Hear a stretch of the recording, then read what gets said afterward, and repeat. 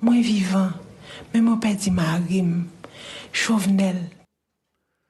Blessée par balle lors de l'assassinat du président Jovenel Moïse, la première dame d'Haïti raconte pour la première fois la nuit de mercredi, celle où un commando, composé de 28 hommes armés, a fait irruption dans leur résidence privée. Nan yon batche, mercenaire rentre la caille moi, yo kribe Marim ak bal. L'eau pas jamais séché dans yeux.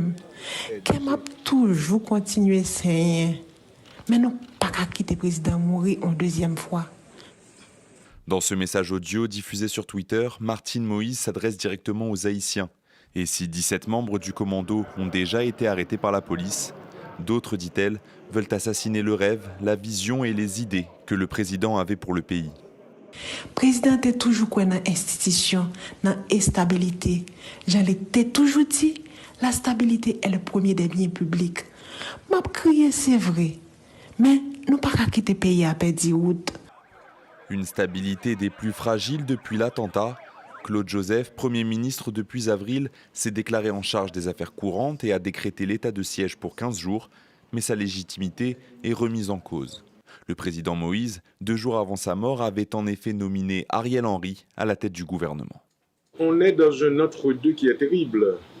Un Premier ministre qui était parti, mais qui n'avait pas encore assisté à l'installation du second. Et donc le second qui a un document entre les mains qu'il a été nommé.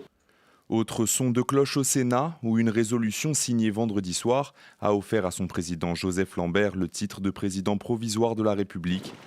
Mais le pouvoir législatif peine lui aussi à faire figure de stabilité. En raison de l'absence d'élections depuis 2017, le pays n'a plus d'assemblée et seul le tiers du Sénat haïtien est encore en fonction. Le premier tour des élections présidentielles et législatives est prévu le 26 septembre, mais ce calendrier politique semble plus que jamais incertain.